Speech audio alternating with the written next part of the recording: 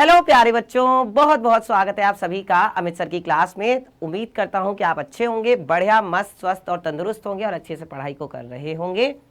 तो भाई आज क्या हम लोग सीखने वाले हैं? भाई आज का हमारा जो चैप्टर है वो है पूर्ण संख्याएं, चैप्टर नंबर 2।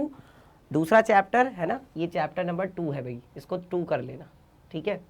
और दूसरी चीज प्यारे बच्चों, आज की क्लास में हम लोग सीखने जा रहे हैं तत्समक अवयव के बारे में। किसके बारे में सीखने जा रहे हैं भाई? आज हम तत्समक अवयव के बारे में, यानी कि जिसको हम कहते हैं आइडेंटिटी एलिमेंट्स। ठीक है, क्या होते हैं ये, कैसे होते हैं, चलिए देखते हैं। तो सबसे पहले प्यारे बच्चों बात करते हैं एडिटिव आइडेंटिटी के बारे में, यानी कि योज्य तत्समक के बारे में। किसे कहा जाता है योज्य तत्समक? अच्छा देखो बेटा, अगर मैं 3 में 0 को जोड़ता हूं तो क्या मिलता है? मुझे 3 मिलता है। या अगर मैं 0 में 4 को जोड़ता हूं मुझे क्या मिलता है? 4 मिलता है। या अगर मैं 5 में 0 को जोड़ता हूं मुझे क्या मिलता है? 5 मिलता है।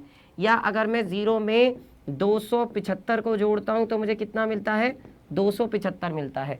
तो कहने का मतलब ये है कि मेरी चाहे दुनिया की कोई भी संख्या हो, कोई भी दुनिया की संख्या हो, अगर मैं उसमें 0 जोड़ता हूं तो वापस मुझे वही संख्या मिलती है। देख लो, वापस मुझे वही संख्या मिल रही है 0 जोड़ने पर। इसीलिए हम 0 को क्या कहते हैं? योज्य तत्समक कहते हैं। देखो, पूर्ण संख्याओं के योग के लिए जो 0 है यानी कि 0 है वो क्या है? योज्य तत्समक है। अतः जब पूर्ण संख्याओं में 0 को जोड़ा जाता है तो योग फिर से वही पूर्ण संख्या मिल जाती है, हमें वापस वही पूर्ण संख्या मिल जाती है। इसलिए 0 को क्या कहा जाता है प्यारे बच्चों? योज्य तत्समक, एडिटिव आइडेंटिटी कहा जाता है। अब देखते हैं जो दूसरा हमारा तत्समक अवयव है वो क्या है। तो सेकंड जो है बेटा वो है गुणात्मक तत्समक, यानी कि मल्टीप्लिकेटिव आइडेंटिटी। तो जो ये मल्टीप्लिकेटिव आइडेंटिटी है बच्चों, ये क्या है? अब आप जरा ध्यान से देखें। पूर्ण संख्याओं के गुणन के लिए मान लो अगर मेरे पास क्या है? 4 है। 4 की मैं 1 में गुणा करूं मुझे 4 मिलता है। 5 की मैं 1 में गुणा करूं मुझे 5 मिलता है। 215 की मैं 1 से गुणा करूं मुझे वापस 215 मिलता है, मिल रहा है।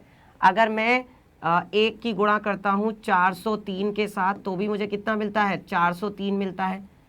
तो कहने का मतलब यह है कि मेरे पास कोई सी भी पूर्ण संख्या है, किसी भी पूर्ण संख्या की अगर मैं 1 के साथ गुणा करता हूं, किसके साथ गुणा करता हूं? अगर मैं 1 के साथ गुणा करता हूं तो प्यारे बच्चों वापस मुझे वही पूर्ण संख्या मिल जाती है। आप देख सकते हैं मुझे वापस वही पूर्ण संख्या मिल जाती है। मिल रही है कि नहीं मिल रही है? तो इसलिए प्यारे बच्चों हम क्या कहते हैं? हम कहते हैं एक जो है ना वो क्या है? गुणात्मक तत्समक है। किसके लिए? पूर्ण संख्याओं के गुणन के लिए। अतः जब हम किसी भी पूर्ण संख्या की 1 से गुणा करते हैं तो गुणन क्या होता है? फिर से वही संख्या हमें दे देता है।